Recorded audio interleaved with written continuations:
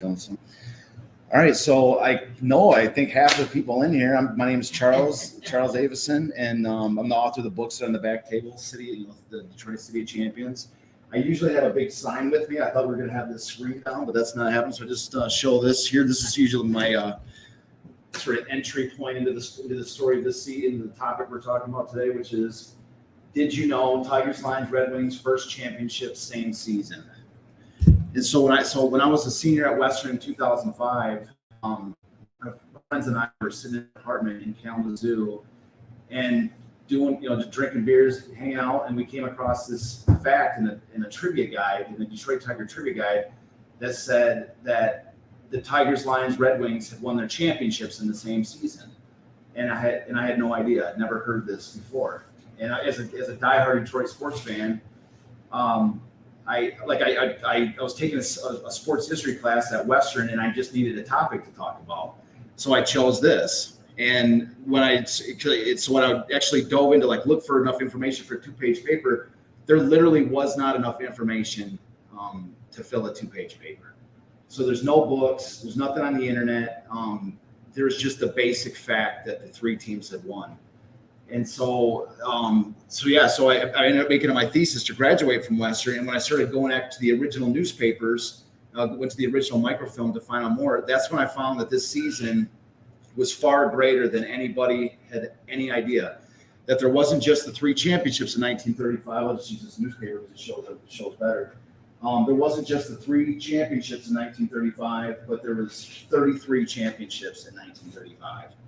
So you have literally the greatest season in the history of American sport, and there's not enough information out there to fill a 2-page paper. So I kept following the work, I kept following the research, and when I got out of college, when I got out of Western, my thoughts never stopped. Like I was like, what am I going to do after college? But my thoughts never stopped coming back to the story. And I was actually living in Scotland for a couple of years. And while I was there, I'm thinking about all the million things that I could kind of do. But there was this story kept coming back to me. I'm like, nobody still has heard this before. Nobody has heard this about this season. And so I was actually I was living in Scotland, and I was having all these Detroit sports books and Detroit history books sent out to me. And the entire time, every book that I was reading about, there was still nothing. There was no mention. There was no discussion. Even books. There's even a couple books that actually say Detroit City of Champions, and they don't even mention this basic fact that these teams did this. And so the more I it was almost like a compulsion to come back to it. And so when I came back, eventually I was like, it's almost like a calling. I've got to come back and do this. And so I came back to America. I came back from the States almost like an immigrant. Welcome, ladies. Just like I said, we're in the quality over quantity group, and you're most certainly quality. So I'll just catch you up to speed real quick. I kind of know this stuff already, but so my name is Charles Avison. What we're talking about here, especially on this particular day, today is April 16th. It sort of brings up the next point I was going to lay out in the story, which was that the final finale of this story was April 18th, a holiday at the Masonic Temple called Champions Day. It was issued by the governor of Michigan City of Detroit to commemorate what was the greatest season to ever have taken place on American soil. Tigers, Lions, Red Wings first championship same season. The rise of Joe Louis in 1935 in that same season, as well as this newspaper shows, 33 championships all in this one same season. And what we're dealing with here, I'll just kind of cut straight to the point, straight to the chase. We have the greatest season in the history of American sport. That is undisputed. I spent a great deal of time writing these books, making a case why this season was the greatest season to ever happen in American sports history. And how can you deny just from the very basic facts? Still to this day, there's been no city won 3 championships in the same season, let alone their first championships all in the same season. There's been no city certainly that has won 33 championships in the same season. And so the question becomes how is this story so completely forgotten? I mean, like I say, we're talking quality over quantity in this room. but we're talking about the greatest. This is the highest level of athletic achievement that the city can ever reach, and we did it here. It happened here in Detroit. So the puzzling thing is, like, how was the story forgotten? Like, how has it been forgotten? And even worse, like, I've been doing this for 12 years. It still is. I mean, virtually. I mean, it's virtually ignored. I mean, there's very few newspaper sources that ever talk about 75th anniversary, 80th anniversary. Still to this day. And so some people look at history and they go, well, maybe it's just something that it's just not really important. It's like, you're interested in it, and others, not so much. Great. But like, the way that I think about history is that, is like the way that the reason for my interest in history is not, I mean, I do like a good story. I do like, just like, oh, that's a great story or whatever. But what my interest in actually, like, the research history, like diving into a subject, is if there's something that can be extracted out of it for use in the modern day, for the benefit of modern day people, or for the benefit of the future. And so, sports are $1 billion industry. I mean, multi-billion dollar industry. And so, if you're like, these teams spend just absolutely insane amounts of money on these teams, and the question in my mind is, like, here's a story of literally the greatest example of achievement in the history of sports. And it's one thing, it's okay, it's forgotten, but what if there's something inside this? Was it a coincidence that they won 33 championships in a 7-month stretch of time? Or maybe there was something that they tapped into that could be that by opening up the records and actually exploring it, that we could actually learn from for the benefit of the modern day, for the modern day world. And so, and that's what I'm saying. Like, there's that. Plus, there's the idea of, like, Detroit history itself. Like, wanting to understand, like, who we are, where we come from, and where we're going. But I can tell you, as an absolute fact, that having looked through this story, written 3 books, spent 10 years of my life studying the story, I can tell you without a shadow of a doubt that this story is so chock full of examples and things that can be utilized for the modern day. It's staggering. Like I say, there's like these, you see these Detroit, the Lions are doing better, but, like, the Tigers and these other teams, like, they're dreadful. I mean, they've been dreadful for years. And when I look at them, especially when you look at them from the perspective of these teams, from this era, the substance behind them, like, that's one of the main things that they actually did tap into, which was, like, the substance of the team.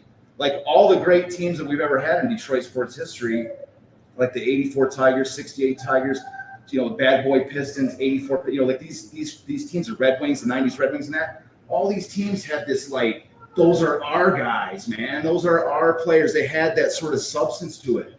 And so did these. They tapped into it with absolute. This was an example of those teams, and that to absolute perfection that they tapped into it. And that's what I'm saying is, like, that there's so much to be gleaned for the modern day world, that you would think that it would be almost an imperative for sports teams or anybody in the business of sports, that if you're trying to achieve any level of success, you go to where the highest forms of that success were achieved. And what better example do we have than the city winning 33 championships? And so, like, based off of this, just kind of talk about where I am now, is that, like, I have spin-off projects now in the realms of just pure baseball and baseball analytics, and that are stemmed directly from the stuff I learned from this. And so, of course, that's that's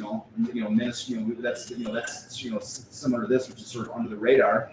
But like I say, it doesn't diminish that fact that people are like, about modern day stuff like that, and that's fine. You can keep on doing. People can keep on. Just keep battering your face against the wall and seeing, like, oh, we're going to be better. We're going to spend another $50 million in this guy, and we know what we're doing, but they don't. And there's a lot of lessons that can be extracted that they are not extracting. So I know I covered covered a lot of ground. Does anybody, you have any questions or anything? What's up, Ken? Okay, in the 1930s, we're talking. You're in the height of the Depression, pretty tough times. And I don't know if anybody kept record. One thing with Detroit, and I've been here all my life, the good and the bad. I remember the '68 World Series, and a lot of good stuff. And Detroit has been very supportive of their teams, whether they win or they lose. And you got the current owners, which are, but anyway. In the 1930s, did anybody keep track record of what type of turnout they had at these? I mean, like for attendance? Yeah, this was the beginning. This year was the beginning. That's why I didn't even mention there. This is the birth of Detroit sports as we know it today. Before night, just to give you, I kind of, browsed through, powered through it. But again, this is the Tigers' first World Series championship, the Lions' first NFL championship, the Red Wings' first Stanley Cup. So before 1935, Detroit was not a sports town. Detroit was a baseball town that had never won a World Series, and it was also home to Garwood, the speedboat champion of the world. He was the biggest thing in Detroit was Garwood. Yeah.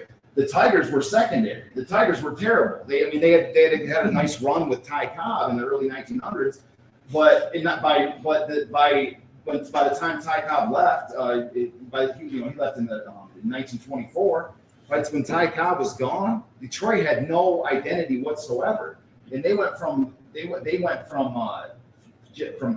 bad to absolute worst. And at the end of 1933, there was an article released in the newspaper by a guy named Iffy the Dopester. If anybody's familiar with that name, now again, my buddy, my co on his chest right now.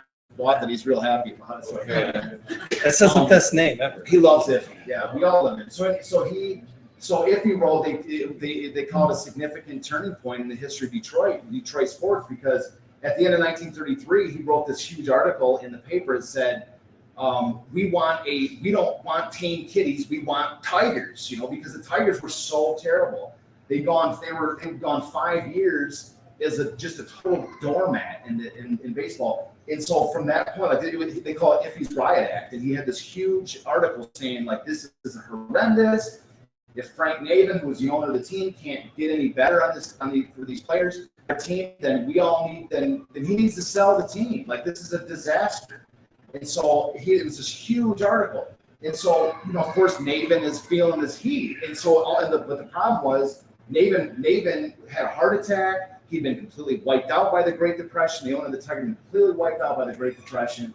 And so all of his friends and family are like, hey, Frank, you need to sell this team. It's killing you physically. It's killing you financially. Unlike every other owner, unlike most owners at that time, where they had these big, superpower businesses, and the baseball was their little hobby. Frank Navin's business was running the Tigers. So if they weren't making any money, then he wasn't. Then he was broke. He also had already been wiped out by the Great Depression.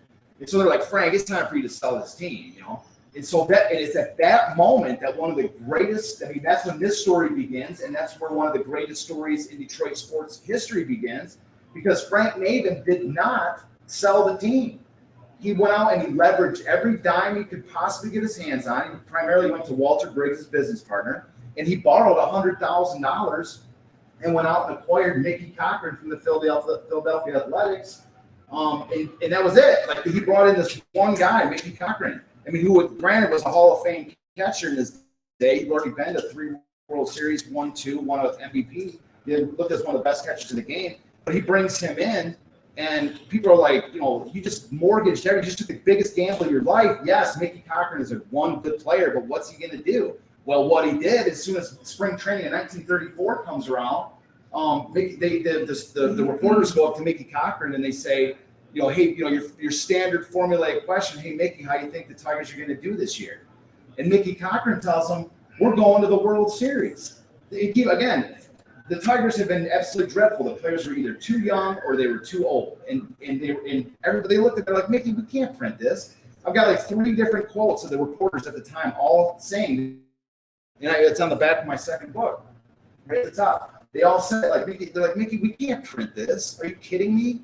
You can't say we're going to the World Series. And so when they pushed back on him, they said, we can't print this, Mickey. He told me, he said, you know what your problem is? He said, you've been laying on the floor for so long. This team has been so bad for so long. You've accepted mediocrity for so long that you don't know how to get up. You don't know how to win. He's like, winning begins with believing you can do it. That's the first step, is believing you can do it and saying, okay, I'm a winner. There's the championship. What do I got to do to get to that point? Not like, hey, let everybody else help me get up off the ground. That's not how you do it. Winners look ahead and they say, that's the goal. Here I am. That's where we're going. And that's what Mickey Cochran did. So when they went into spring training, keep in mind, everybody talks about like Hank Greenberg and Charlie Gehrig and these guys. Nobody knew who Hank Greenberg was at the beginning of 1934. Hank Greenberg hadn't even won a starting job. 1933 was his first year, and he played more on Belle Isle in Detroit playing Sandlot than he did with the Tigers in 33. He was just trying to win a job in 33. In 34, at the beginning of 34, he couldn't even barely handle a pop fly at first base. Hank Greenberg his defense was absolutely horrendous. And so they came in, and they're in every single Tiger. I have a quote from almost every Tiger that all said that they all credited with Mickey Cochran in 1934 spring training. When they went into spring training, he was like, "We're going to the World Series. We're going to win. We're going to do this." And he was like showing them all these different strategies and techniques and how to like get on base and get the guy over. It was all him. They all credit him. They're like, that one. It was incredible what he did for our team. He's like, we went into spring training and we were all like, we're a bunch of young guys, and we came out of spring training thinking we could beat the world.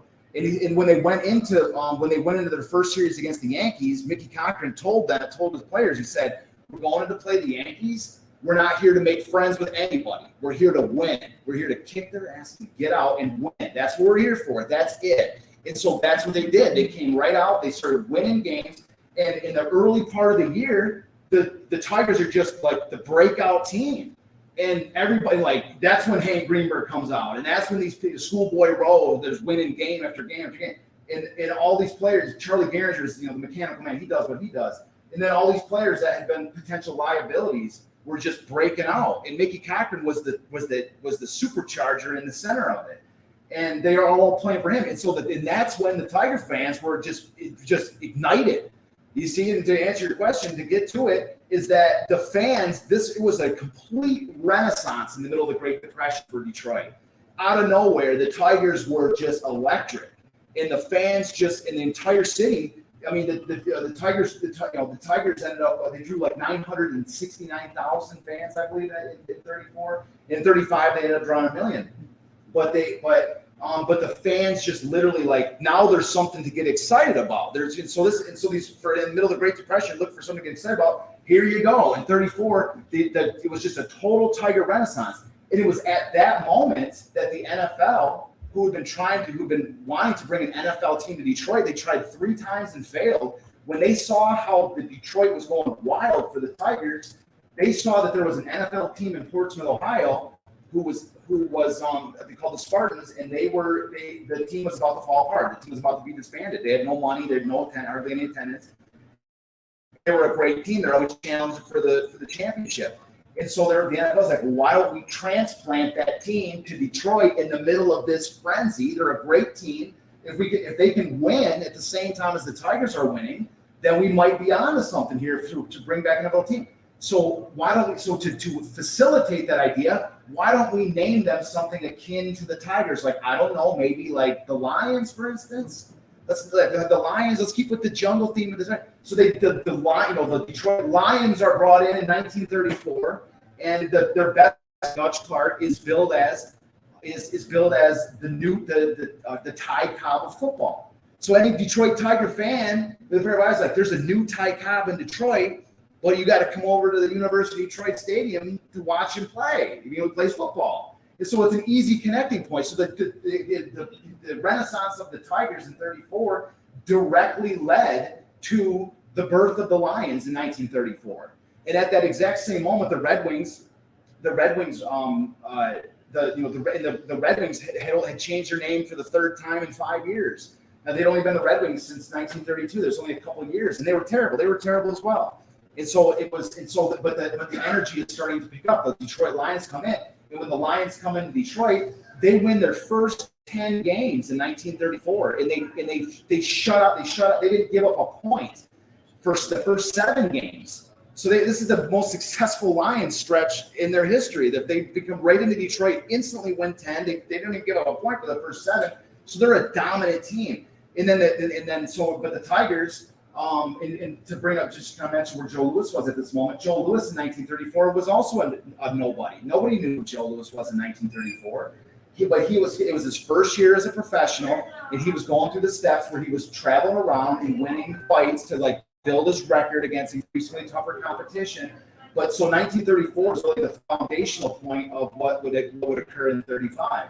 Primarily the main attendance was all coming through the Tigers in 34. So the Tigers, they stormed their way all the way to the World Series in 1934, and they lose in the 7th game. They lose in you talk about a heartbreak loss. This team that was nobody expected to do anything went all the way to the 7th game in the World Series and lost, right? And so going into spring training in 1935, now the spring training in 35 is the most anticipated spring training in Detroit Tiger history. I mean, you have entire caravans of Detroiters going down there by bus. Every single day is covered by the newspapers. And the question on everybody's mind is, was it a fluke? Was the Detroit, the Tigers in 34, did they just happen to, tap into something in 34? And of course, they asked Mickey Cochran again. And what do you think Mickey says? What do you think Mickey Cochran says about their chance to make it? What do you think you're going to do in 1935? And he's like, this year we're winning the World Series, right? And he's like, this year we're winning it. And so, seeing this, seeing the anticipation for the Detroit Tigers in 35, these other teams were sort of forced to step up their game.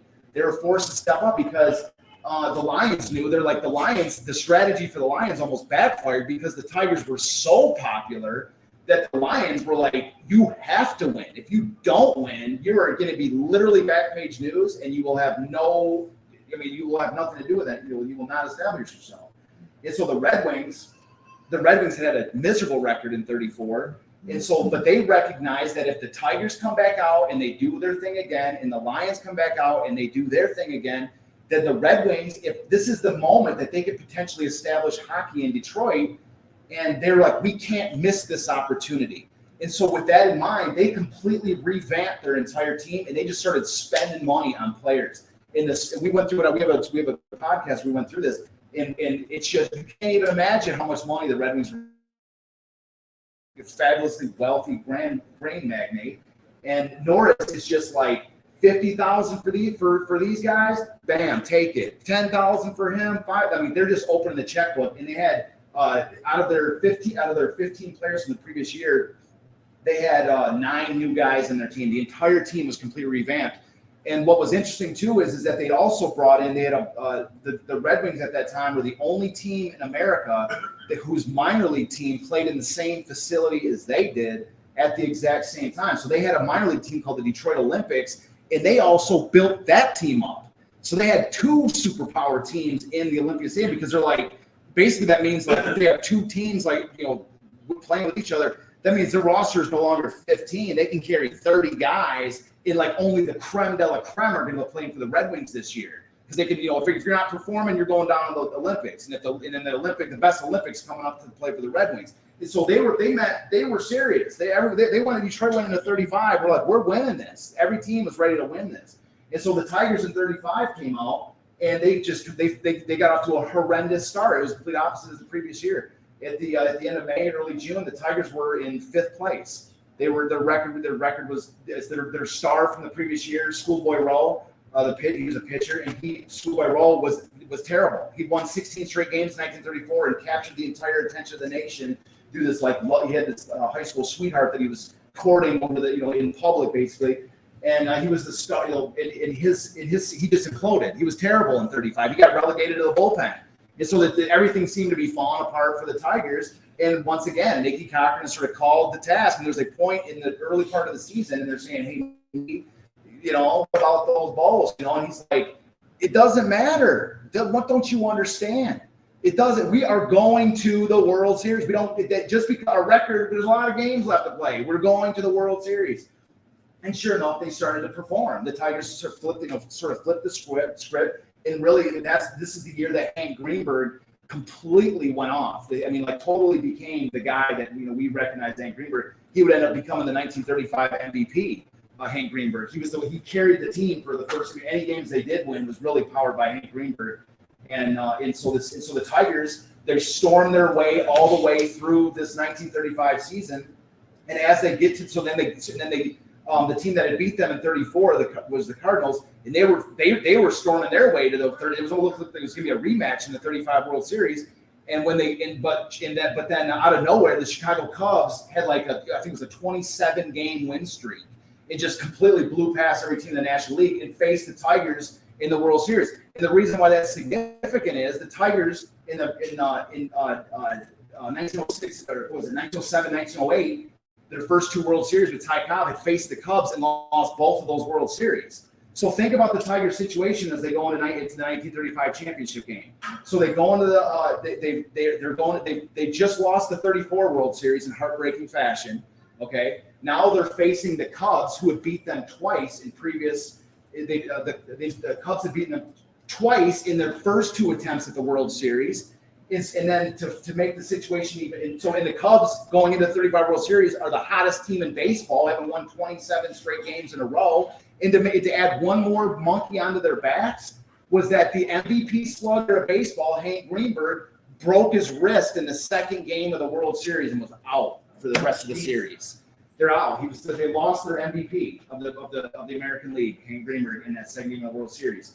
But nonetheless, the Tigers found a way to win this series. In their final hit, which actually won the championship game, it's recorded. There's video of it, and it's Mickey, and it's one of the most amazing things of all time, especially if you see it in the context of this. And I think it should be one of the top. Whenever they talk about top endings to a World Series, there's a bunch of clips like the Bobby Thompson home run or Joe Carter, whatever. But this is certainly one of them because the setup was you have the sixth game of the World Series, and it's a tie game in the ninth inning, and you have Mickey Cochran on second base.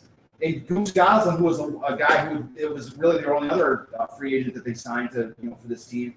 And Goose Goslin, according to sort of apocryphal accounts, he was telling people, he's like, "This is it. I'm going in to win this thing right here." And he told the umpire, he's like, "This guy throws me a fastball. You can go take that monkey suit off." He's like, "He throws me one fastball." And sure enough, that guy must have thrown him a fastball because he laced the ball in the center field. And there's this video, like I said, when sort of put into context of this story. The fact that it was Mickey Cochran on second base who came around to score that winning run in this, to win this game, is it's the thing that that you can't even invent. You can't even make that kind of a story up. It's the guy who started it all and is scoring the winning run to win this 1935 World Series and give the Tigers their first World Series. So, but yeah, so as far as back to your question, Ken, that with the numbers in 35, the Tigers draw over 1 million fans, and it represents a. Well, on the podcast, it was interesting. We were talking about on the show that the Red Wings, their attendance was horrific. Yeah. And being like we still so close to Canada, we had more people coming in from Canada. There were more Canadians here to watch the hockey because it wasn't really popular in Detroit. And they had gone through 3 different names, and they're finally starting to put some money into it. And but still, the beginning of the season, they were pretty much they had like little promotional days to get people in. Yeah, they were trading. At one point, they were trading potatoes for tickets to get people in. I knew that. But the majority of their fans were from Windsor. They're drawing Canadians that were coming there to root for the Canadian teams against the Red Wings, and they were like, and Jack Adams was saying, "We can't continue like this. Where we're at, we're at home and we're on the road and we're on the road and we're on the road." Like, they were literally trading produce for seats. Yeah. But the other interesting thing about the numbers and attendance is we kind of looked at Garwood.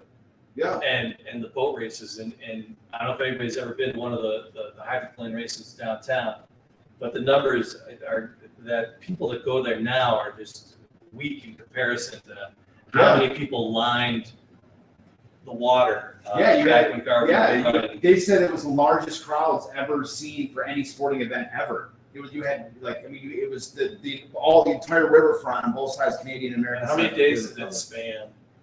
But the races, I think it was just one day for the Was for, it? for I the thought it was a Harmon. couple For the days. Harmon. They might have had other races, other events. I think it probably depended on the year. But we were mapping it out, and arguably, it's still the largest attended sporting event. yeah, With races in 35. yeah.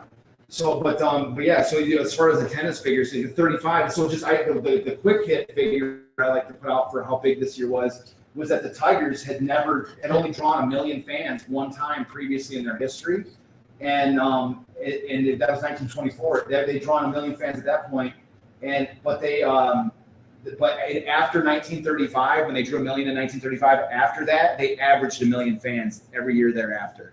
I think there was 1 year during World War II, 1 or 2 years during World War II that they didn't draw 1 million, but after that it was a year. Because what the Tigers did in 35 was they before 1935 they were really like a Detroit team. They were like the Detroit Tigers. But in 34 and 35, especially since the radio technology, they established a couple of Michigan broadcast radio channels that people around Michigan could listen to the Tigers, and it was really it was really fortunate that they did at that exact moment because that's when the Tigers took off. But really, the entire state of Michigan fell in love with the Tigers at this point. And thereafter, that's when you start seeing like these whole caravans of people coming from around the state to go watch the Tigers and really pump up those numbers and turn them into a legitimate, power as far as through attendance.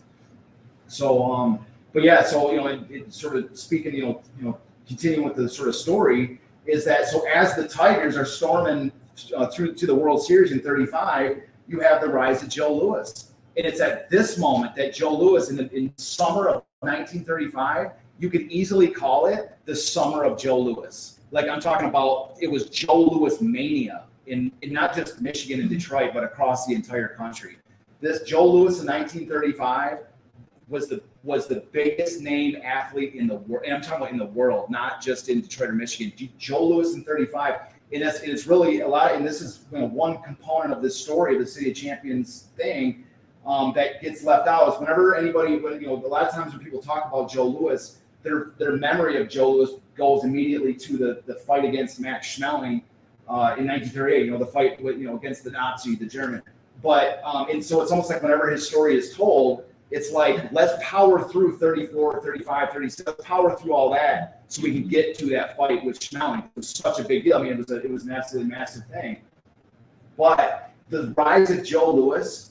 I put a case in my second book. The entire chapter on Joe Louis is completely based around the case that 1935 was not only the greatest total overall season by any city in American history, but that 1935 was the greatest individual season by an athlete in American sport history by Joe Louis, because it was such a massive year for him. And so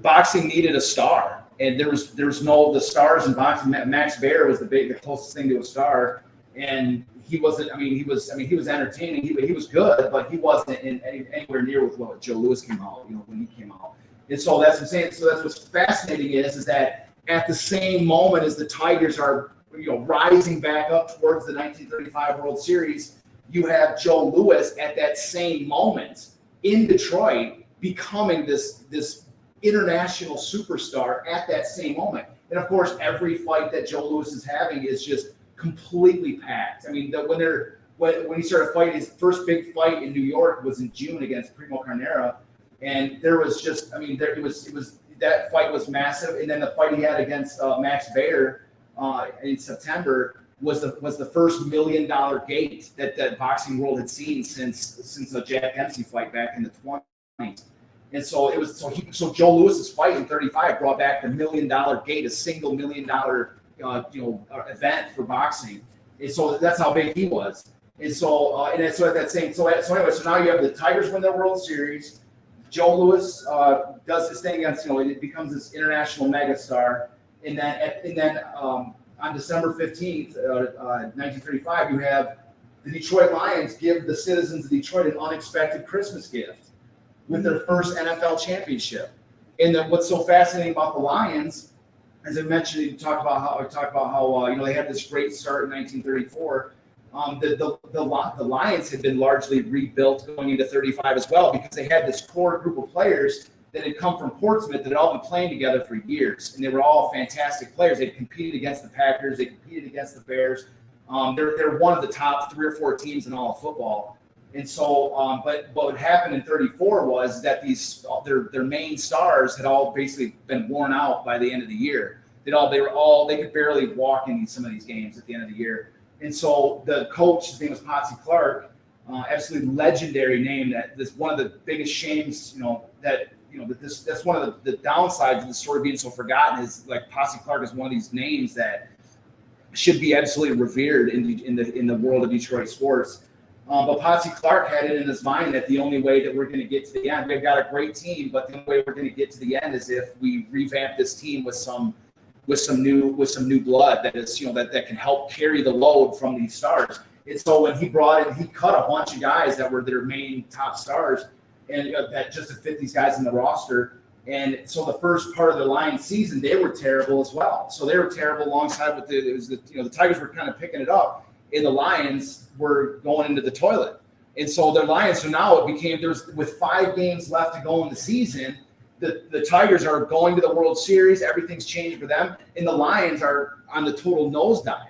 And with 5, so the situation facing the Lions at the end of the 1935 season was that with 5 games remaining, if they lose another game, they're eliminated.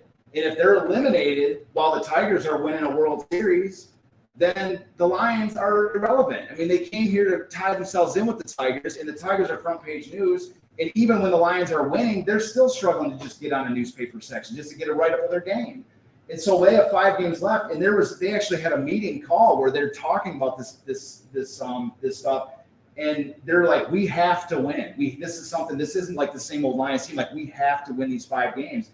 And so that's where really Potsy Clark's genius came in, was because all of his stars were still healthy. Like they're all ready to go for the final push, and they did for these final games, because they did tie the Bears, but otherwise they pounded everybody else. They beat the Packers, they beat the Bears, they beat the Brooklyn Dodgers. The Brooklyn Dodgers had beaten them in their first game of the year. They just rolled right over everybody and became a total machine in the last 5 games of the year. And then they went into the University of Detroit field on December 15th, and they played the New York Giants, who were the previous year's NFL champions, and beat them too, and won the NFL championship in the same year as the Tigers and the rise of Joe Louis. And you're like, holy cow. But what was interesting is that I call the Lions the pivot of the City of Champions season, because up until that point, nobody was thinking City of Champions season. They were thinking, oh, great, the Tigers won and Joe Louis is fantastic, whatever. But now when the Lions win their NFL championship, on the very same day that the Lions win their NFL championship, the Red Wings moved into first place. And so, like, anybody with a pair of eyes on the same newspaper, you see, everybody knows the Tigers won, everybody knows about Joe Louis, and then you're like, on the same day, you're like, Lions win NFL championship. And by the way, the Red Wings just moved into first place. Anybody that sees that headline, and it's clean as day, you're like, holy cow, man, we could win it all this year. And so that's when it was at that moment that the idea of the City of Champions season began to emerge. And so carrying into 36, it was the Red Wings who benefited perhaps more than any other team from this story, because for this team that, as Jamie was mentioning, prior to this, had not captured the attention of Detroit sports fans. We were the furthest thing from Hockeytown at this point. And so now all of a sudden, the Red Wings are playing for something more than just some obscure Canadian trophy. They're playing for a clean sweep of major professional championships. For Detroit, they're playing for a higher glory than just the Stanley Cup, which people are like, who cares about what that is? They're playing for something bigger. And so it was with this in mind that these fans are like, they check their newspaper again, like, Red Wings win their 5th straight game. They're still in first place. Now they're 1 game up. And they're like, hey, let's go check this out. And so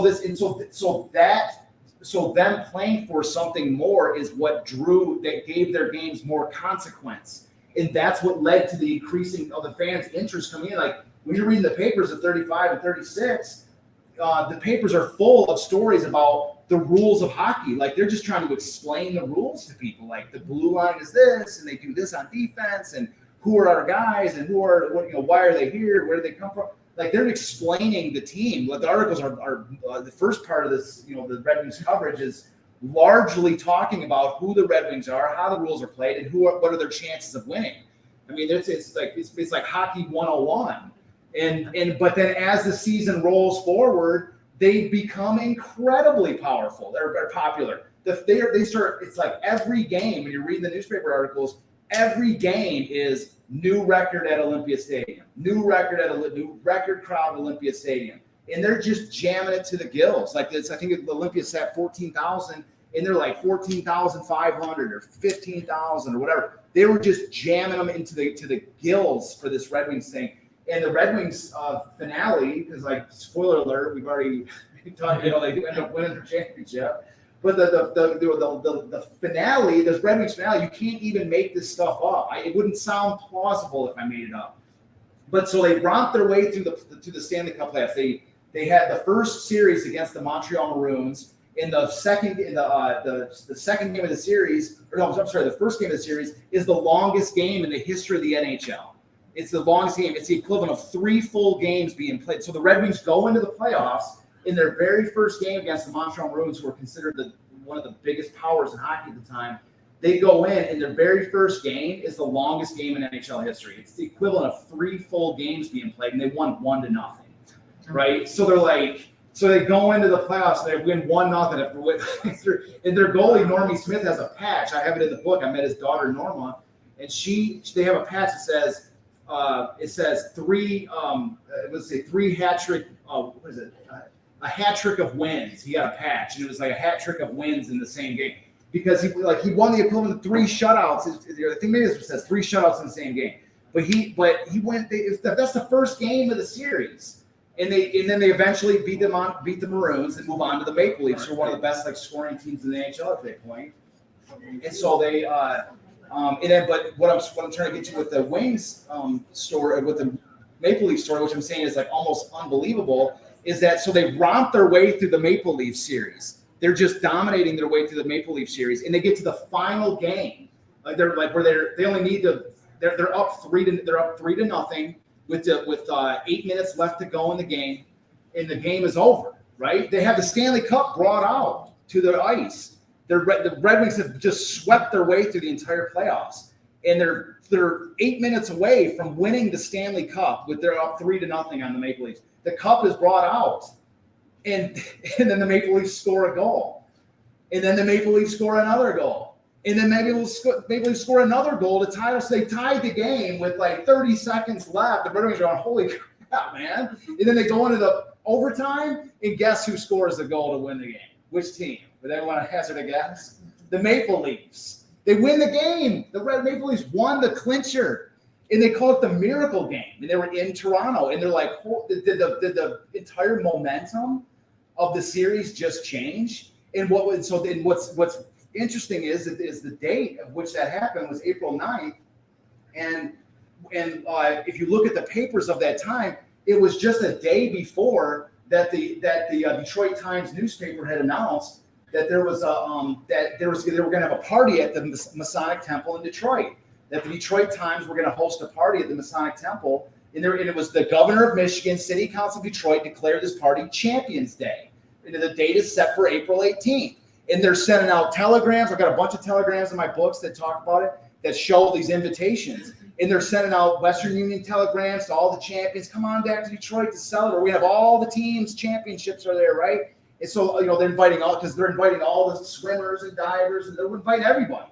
They're calling it the greatest gathering of champions under one roof. That's the pitch for this party.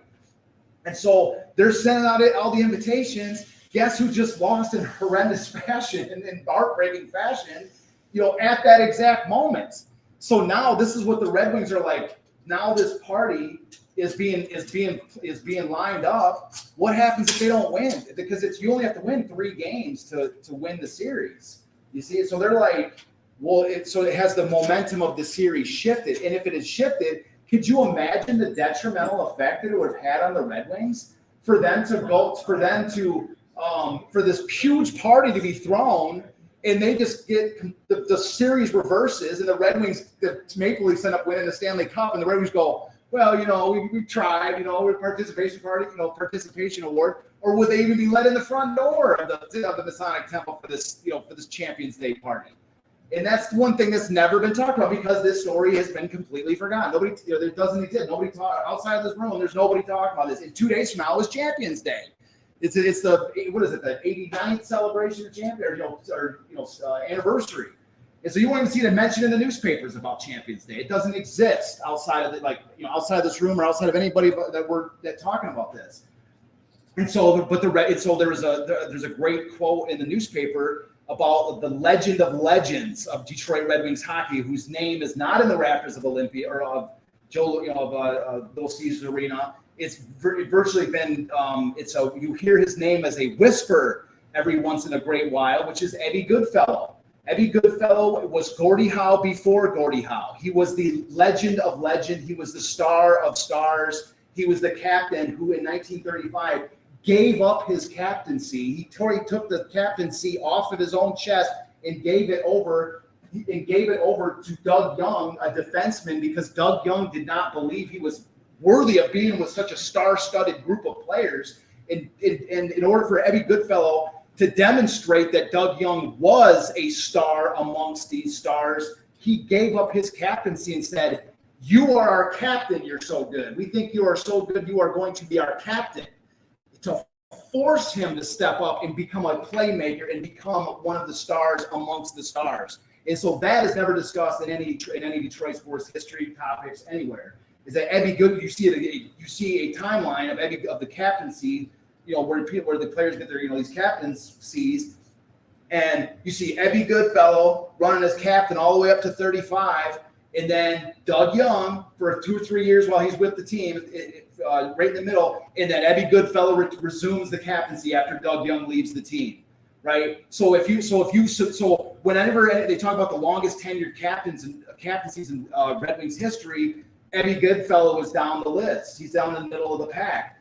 But if you factor in the years that he literally gave up that seat in order to try to get the best out of a player on his team, he is one of the top 3, Red Wings captaincies. And his name is not retired by the Red Wings. His name is not discussed in any type of books that are out there. And Eddie Goodfellow, any picture you ever see of the Red Wings coming out to the ice, he's always in the front. He's always the guy. And it was at this moment that when the Red Wings are sitting there in their locker room in Toronto with the thoughts of momentum swing having shifted against them, with the thoughts of the party being arranged in Detroit, the party planners going with this thing, with all this, with the raucous Toronto crowds in the hallways outside of this dressing room, just cheering and going crazy, that it was Eddie Goodfellow who stood up and said, "Let this one go. We're gonna tear these guys up tomorrow." He stood up as that guy and said,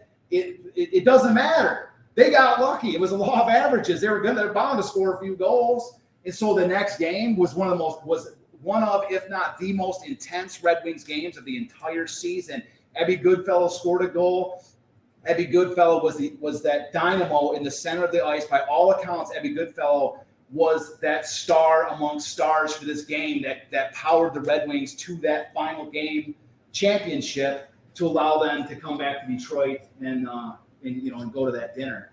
And so, but one more element about the Red Wings, which is still fascinates me, is that the Red Wings, they won their Stanley Cup, and they made all haste to get back to Detroit. They made all haste to get back to Detroit. They didn't. I don't even think they stayed the night because they were back the very next day, and so they arrived in Detroit just in time to watch that minor league team, the Detroit Olympics, win their championship at Olympia Stadium. So there wasn't one professional hockey championship in Detroit in 1935. There was 2. The Red Wings and their minor league team, the Detroit Olympics, both won their championships within 1 day of each other. You can't make this up. This is like every single sport that you're talking about, regardless of what it is. Me and Jamie we did a show the other day. We were talking about the Detroit Police pistol shooting championship team. And the writer, the Bud Shaver, the writer for the newspaper, was like, he actually has an article where he says one of the group that were 5 forgotten champions of this year was that you had 3 individual national police pistol shooting champions. Then you had the team of Detroit police win the pistol shooting championship. And then you had Henry B. Joy win the skeet shooting championship. And we're talking about it. We're like, we're just like, it's the array, the number, the variety of different sports. You can see it in this newspaper. This newspaper right here was issued on April 19th, 1936. It came out one day after the first Champions Day. It was issued by the Free Press. Champions Day was sponsored by the Detroit Times. So there's a newspaper war at the time. And so the Detroit Free Press and News are not going to help them promote the Detroit Times party at the Masonic Temple. And so the response was for the Detroit Free Press to issue this incredible newspaper, which shows at a glance just how great the season was. Originally, this newspaper was connected right down the center. I call this my traveling set of these because I keep them in separate frames and I bring them out like this. But originally, this newspaper was connected down the middle here. You would have opened it up like this. And it shows 21 of the 33 championships from this year. And you can see with your own eyes. You're welcome to come up after or whatever, take a look. Of just different sports, and this doesn't even have all of them. This doesn't even have a Detroit Police pistol shooting team on it. So it's funny that how it's a forgotten story almost, because Charles remembered, he wrote the books about it. But there's something that's like a metaphor for how this story has been lost in Detroit, in the history of Detroit, and lost in the tales of telling it. And there's this amazing plaque that we're going to bring out in a second. You got it up there? Yeah, Awesome. we're just about to roll it in. Awesome. So. Charles, this amazing. Yeah, nothing captures you the story of this plaque. I mean, it's like really the perfect sort of exclamation point to the overall story itself. Because after the season was over, nobody knows who put the money up for it, but they had this huge wooden ornate plaque commissioned that reads at the top. We can read it when it comes in, but a nation appreciative of those fine qualities of sportsmanship. We richly recognize Detroit as the city of champions. Right, it's this huge wood plaque recognizing Detroit as the city of champions. And what they did was they had the creators. The plaque was made in Grand Rapids, and they sent these little wooden tabs out across the country. Every governor in the country signed one of these little wooden tabs recognizing Detroit as the city of champions and sent it back. And so this plaque all those tabs from every governor in the country is affixed to this plaque. And then at the top of the plaque is signed by Franklin Delano Roosevelt himself. The President of the United States signed this plaque. So this thing recognizes Detroit as the city of champions. It was presented at the Cherry Festival in 1936. You got it up there? It was presented at the Cherry Festival in 1936. And then this plaque was bolted up in a school somewhere. I don't know what school it was bolted up into, but in the early 80s, it was the school that it was originally bolted into was being torn down. And the story goes, that was the story that I heard was that one of the construction workers saw this and was like, "This is too awesome to go into the dumpster," right? I mean, it's designed by Franklin Delano Roosevelt, and so he removed it from this school. I don't know what school it was, but that's the story. And so, anyways, he took it home with him, and it sat in his garage for I don't know how long, but it was sat in his garage. And so, but then his wife got sick of it sitting in his garage, so she took it to a flea market in Armada, and she wanted to sell it. She had a $300 price tag on it.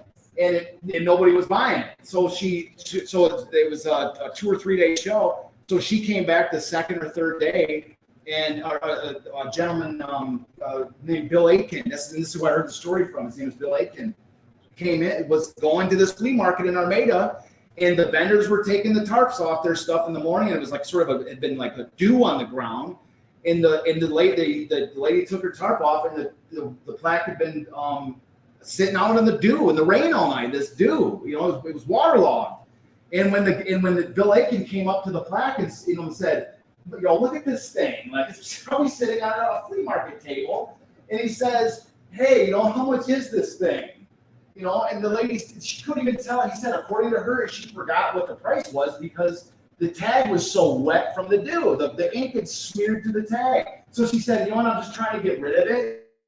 So I'll sell it to you for $30. So the greatest example, you know, like this is the crown jewel of Detroit sports, a recognition from every governor in the country and the president of the United States of the greatest season to ever take place on American soil was sold at a flea market in Armada for $30. Right? It's just such a metaphor. There's no other, you can see how forgotten this story was, that this thing was like, Bill Aiken had it restored, and his friend, do you guys know the name up front? Is it Bill Richardson? It's on the display up front. Yeah, it's on a label. But he had it restored and donated to the Historical Museum. And Tracy and I were talking about one night after I was doing a million miles a minute talk for one of the Christmas events that we do out here. The Noel nights, yes. And it was like, I was like, the city champions, blah, blah, blah. And Tracy was like, you know what, we got this plaque in the basement, you know, and it says City of Champions on it. Should we haul this thing out? I go, let's take a look at it. And he brought it out, and sure enough, I was like, this is it. I found some pictures online. I found some photos about like the presentation, and I got them all in the book. I got the whole story in the book about this.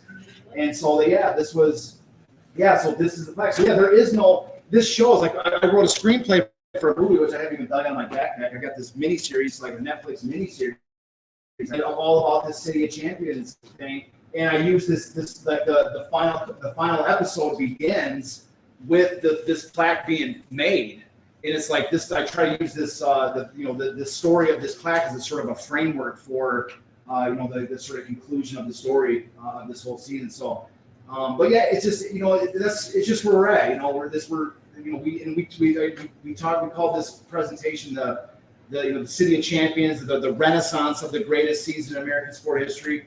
And the reason we called it that was because we're telling folks this, the story of the season. Many of you heard me talk and you've seen this before, talked about this before, or been on a show or whatever. We've been. This is a project that is an active project towards bringing this story back and reintroducing the birth of Detroit sports back into the mainstream understanding of who we are and how we got here. And some of the things that we've been doing, like I say, I've got a screenplay ready to go for a Netflix miniseries or Hulu, whatever it is, miniseries. That's what you need. Yeah, well, I've got that down, but the problem is I've seen what Hollywood does to movies, and I just don't want to see some of this, just the movie just get Hollywoodized and turn into something that's unrecognizable. It doesn't need to be. This story has some of these elements of the stories I've told. It doesn't need to be fictionalized. Like, what do you need to be? So I'm trying to secure as much as possible the integrity of the story. Like, I'm not trying to tell directors or actors what to do. I just want to be able to. I have to, if I'm going to negotiate any type of a movie deal or whatever, then I want to be able to negotiate from the one. The only thing I want is that good people are not going to be turned bad.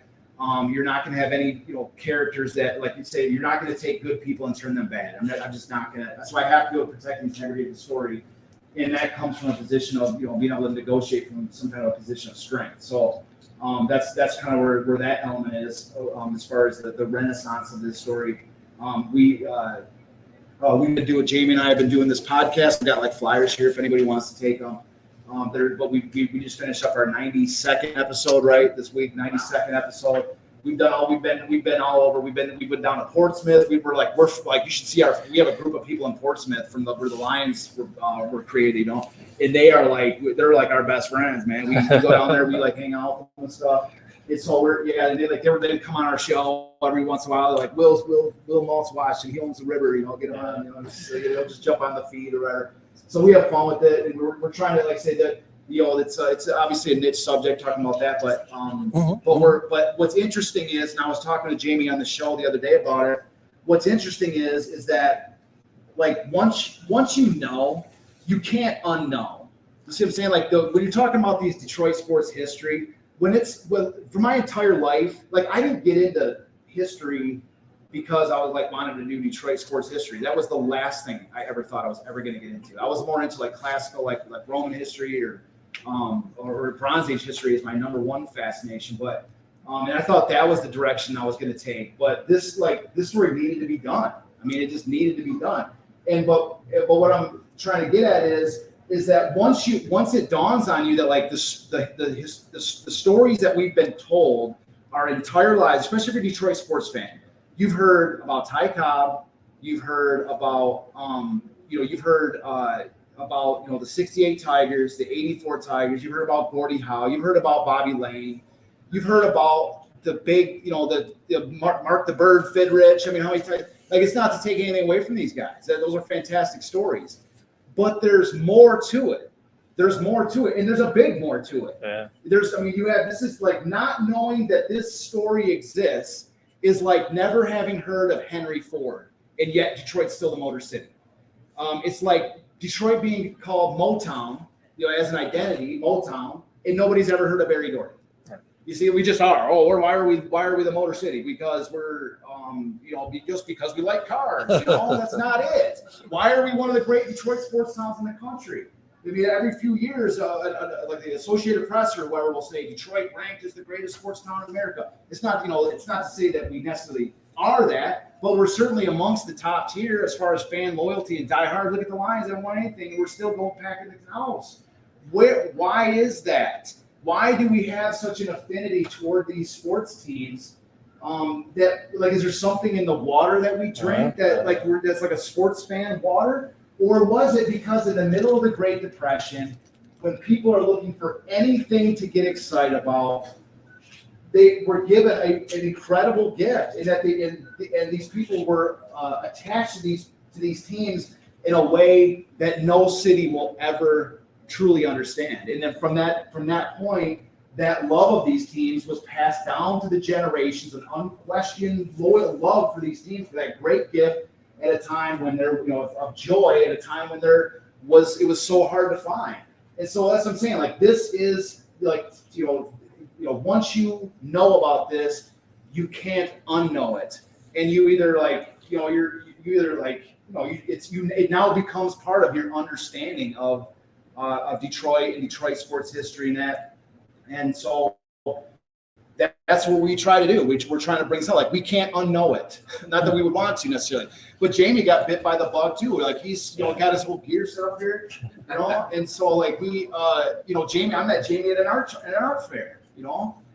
Jamie, I met Will at an art fair. Will back there, he was doing his own Champions Week. We partnered up for many years. And so, it's just something that, like I say, it's something that needs to be done, and it is something that is being done, and it will something that gets done. I can assure you that. So Tracy's going to wrap us up, and then if you want to come up and look at the flag, because normally it's like hidden behind glass. So if you want to come up and get a good look at it, this is the first time I've had a chance to get a nice solid picture of this. And where is that located exactly? Typically in our gallery of culture upstairs, Okay. in the second quadrant. Yeah, it's usually behind a glass case. You're trying to get a picture. There's always a little bit of a glare. So Yeah. this is like a rare. I haven't seen this out of the case in 10 We years. can set up, you can take pictures with it if Yeah. you want, we Yeah. can leave it out. But Yeah. I just, I first I need to apologize because I got tied up and did not get here after the program started. So please forgive me. Not typically late to my own programs.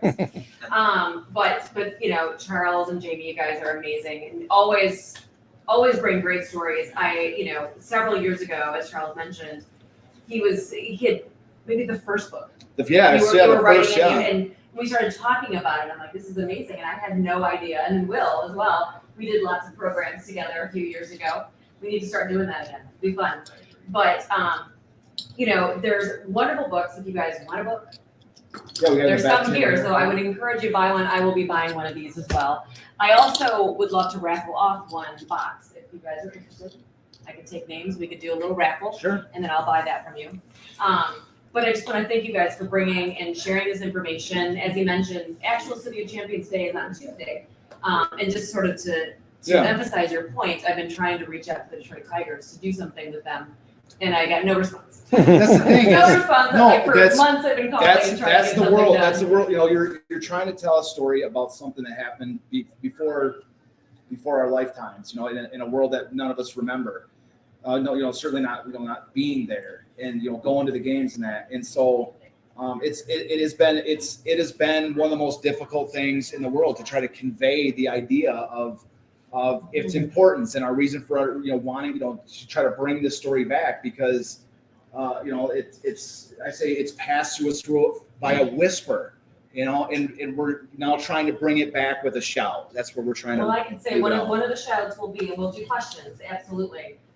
One of the shouts will be, we're actually turning one of our galleries into a City of Champions gallery. Awesome. So we're gonna tell the story. It'll become a permanent gallery. It'll be over the course of the next 2 years.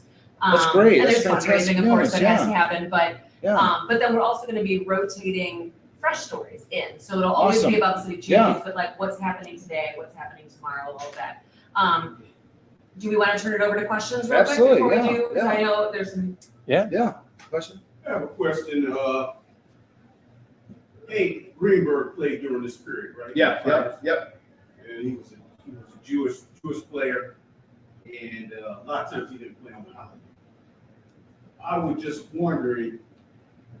I read a book called City of Champions about Detroit, but it was called The Terror. Yeah, that's in the another. city Yeah. of Detroit. I can't relate to all of them. It didn't mention that Detroit Tiger catcher Mickey Cochran was a member of this group called the Black Legion. Honestly, I'm not familiar. I haven't read that book, and so I'm unfamiliar. It was a New York Times bestseller. Yeah, no, I saw that. Yeah, no, I haven't read it. But And I was just wondering if Hank Greenberg ever had any problems with Mickey Cochran, because it is said that in Detroit and up north, there was a version of the Klan called the Black Legion. I've heard it. Yeah, It had connection. And this month, Warner Brothers is celebrating the 100-year anniversary. One of the movies they showed was called The Black Legion. It was started out before. And the Black Legion was supposedly a northern version of the Ku Klux Klan. They had connections, like I said, Mickey Cochran, Henry, what's his name? Yeah, Henry Bennett, who was in Ford Motor Company's, Henry Ford's right-hand man. And it talks about his connection to the Black Legion in Detroit. So I just wanted I haven't. I honestly haven't read that book. I'm not familiar with really any of that. And really, it's actually music to my ears that there's other books being written. Like, 'cause mine came first. I wrote all my stuff first. Those books came after. And so it's music to my ears that there's other books about spin-off subjects, subjects that branch off of the City of Champions story. Because he credited me in his book, about that he used my books to write some information for his. And so it was always my intention to focus on the 35 season, to nail down the actual facts and figures, what actually happened, from a success point of view. And then thereafter, if somebody sees an element that they're interested in from this subject and they want to branch out, maybe they want to focus on a player's life story or whatever, then that's what this is built, written as in essence a foundation of fact based on the successes of Detroit in 1935. So I'm not, honestly, I'm not sure. Yeah, but I was wondering if Hank Greenberg had any problems. Well, that's a well-documented. Hey, the crowd, definitely with the crowd, for Yeah, sure. He was a baseball player named Jake Powell that played for the New York Yankees. Mhm.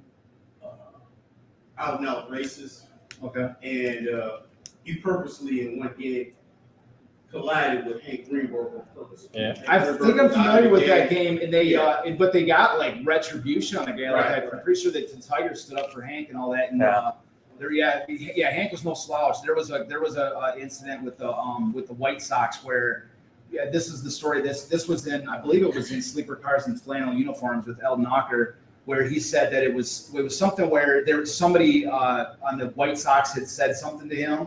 And he went into their locker room after the game and was like, I think they called it they called him some slur. And he went in there and they called him yellow or whatever, like a coward. And he walked into the room and he said, "Which one of you called me yellow?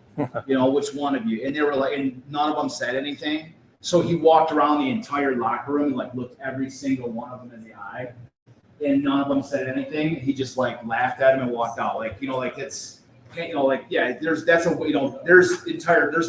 films and many books written about what Greenberg went through in 34. There's certainly that there's that. Yeah. I mentioned that in the book. Yeah, one more question. It was a baseball team in the early part of this century in Adrian, Michigan, called the Fitz Page baseball team, all black baseball team. You guys familiar with that? No. Okay, it was a baseball team in Adrian, Michigan, called the Fitz Page Players. They were sponsored by a guy that built fences in Adrian, Michigan.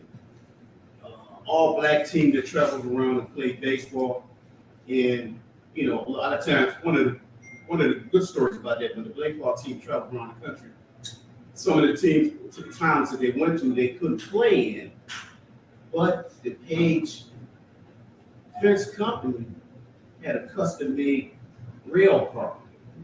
So if they weren't allowed to stay in the hotels, they could stay in the rail car. Okay, yeah. So this was like 1898. 1894, 1898. A little bit of information of it in our origins exhibit. Yeah, There's a picture. all black baseball team. Yeah. Yeah, they're doing a lot of work on the Hamtramck field of the Negro League team that was in Hamtramck, and they're redoing that field, and they're doing some amazing work out there and recognizing that. I think it's so cool. They're bringing. There's a that lot back. of information about black teams barnstorming up to northeastern Canada as well, because there was a lack of professional teams Those are there, great stories. and so there's a ton of there was a ton of barnstorming teams that went up there to play baseball as Yeah, well. especially because this is Yeah. Jackie Robinson week. Yeah. Yeah. Yeah, but if anybody wants to get a closer look at the plaque, you can. If you want Is there any to other- chit chat with us, you're welcome. Yeah, is there any other questions? Oh, yeah. One question, it's interesting though that, the same owner has the Red Wings and Tigers today, and they got 2/3 of the story. Yeah. Yeah. 30 seconds. And they sleep on it. Champions, but are they any interest at all? None. None. Not a single one. I couldn't even get my. I was trying. There was a point where I tried for several years just to get my books in the bookstore. It would have been because this is my company as well. I have these books out, and it's I tried. It would have been the biggest financial boost for me ever if I could have got my books in the Detroit Tiger gift shop, and I couldn't even get it in there. Yeah, it's crazy. You would almost. It's weird. It's almost like there's some force, some powerful force behind the scenes that doesn't want this thing to come out, and I don't know what it is, because it has been it's crazy. The player that you. I mean, if you look at if you look at the players whose numbers and jerseys are retired in the stadiums, a lot of times they're like, oh, wow, that player's number is retired and that jersey number is retired, and that. And if you think about the reasons why, you're like, well, we're trying to honor that player. That's all well and good, but a lot of times the retired jerseys in a wall of a stadium, they give a reason for people to see that name and connect it with that other flag, which is a championship. That guy played for that championship team. And it's a reminder. For people that may have zero interest in history or low level history, it's a sort of constant reminder of the deeds of the people that came before it. Not just the banners, but also the name association with that. And that's what's one of the things that's so awful about this year is the lack of any type of the names retired. Especially the Red Wings have a name retired from every championship. Their name, the roster, their rafters are full of names, but nobody from 35 is, and they won 2 championships. No, Abby Goodfellow's not there, and the other, really the staggering, the most insane thing is that Larry Ori, who's number 6, Larry Ori, his number, he was a star too. He was the guy that the Jack Adams built this original Red Wings team around, because he was like this little tough guy that could score and stuff. Larry Ori was the first star of the Red Wings, and they retired his number. That when Larry Ori retired, he died shortly after in a car accident, and they retired. I have a picture in my book of the Larry Ori's number retired in the concourse of Olympia Stadium. Nobody's worn it except for a cousin of his who wore it for a few games to play for the Red Wings. But otherwise, nobody has worn his number. It's worn the Larry Ori's number. It's been retired, but they won't hang his name up. They won't bring his name up in the rafters. So his number, are you trying to send me a hint or something? So nobody had, so Larry Ori's number is retired and it's still not hung up. And so nobody wears the number and his name is not brought up. So that's what I mean. So his number is retired, and certainly as Eddie Goodfellow's number is not retired. And another player whose number should be retired is Mickey Cochran, number 3. Mickey Cochran's name is on like it's on the wall. It's on the wall, but it's like an honored name or something. It's not as retired. Actually be retired. It's not retired. It's not retired. No, it's number 3 with Al Trammell's number. No, But, it's not. I got a whole section of my book that's on it. All right, but this is a model of the Miss America 10, which is actually, they're up on Van Dyke, north of M59. The Packard Proving Grounds are up there. It's another museum. Not to talk out of school about another museum. But the Miss America 10 is there. We did one of our episodes recorded talking about the Garwood and Miss America 10. This ball right here. Right in front of it. So that's really cool to check out. There's some other cool things in here. And then the one that we just did an episode on, Eddie Tolan. This is Olympic jersey Eddie. Brought home the gold medal. Oh, that's the original. That's the original. That's really. So was it 32? 32 for 32. He got the Olympics, gold. yeah. He got the gold medal in 32.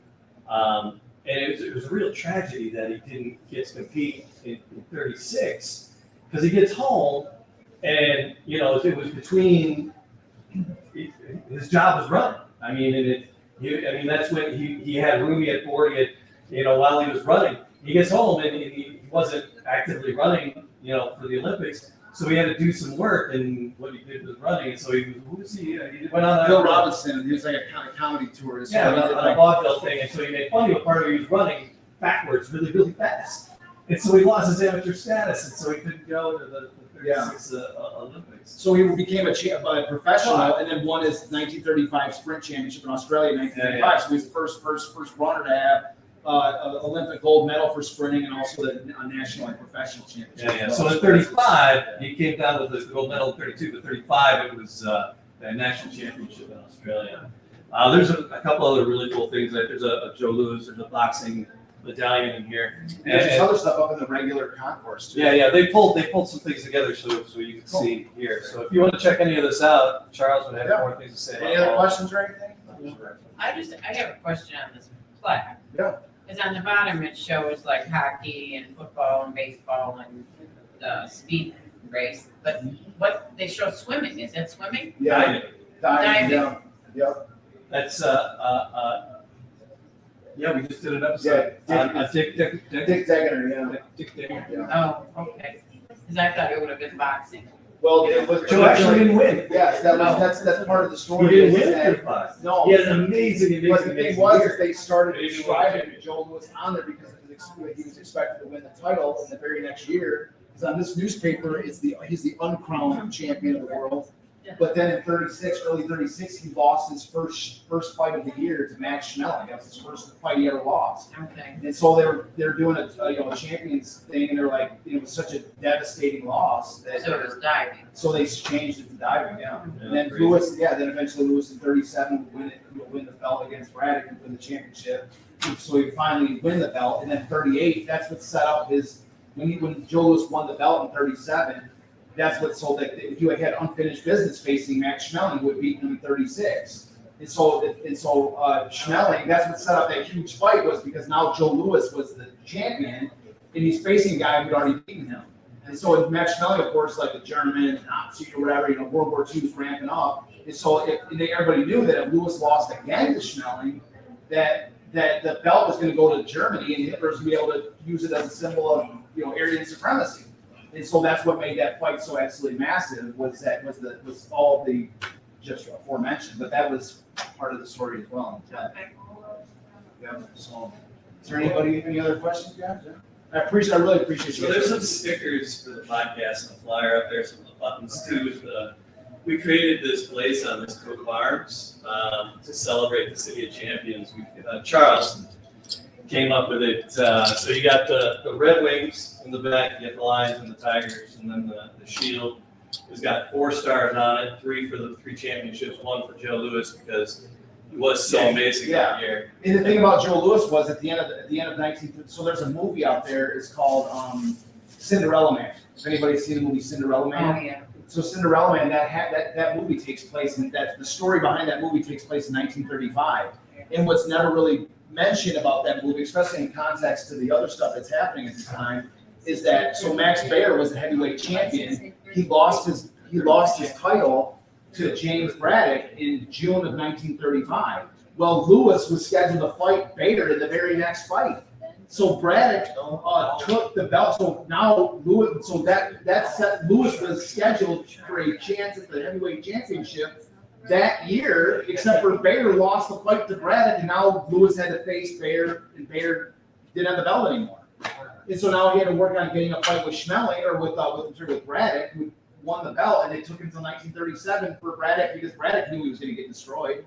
So Braddock had to go. I mean, he won his fight against Bader on points. He didn't even knock him out or anything. All right, we're going to raffle off one of the boxes. So if you're interested in a collection of the books, there's little bits of paper and pen back there. If you want to put your name on it, we'll draw one and give one away. And then take pictures, come look at the stuff. And again, more questions. Grab a sticker. Thank you. Appreciate everybody for showing up. Thank you very much.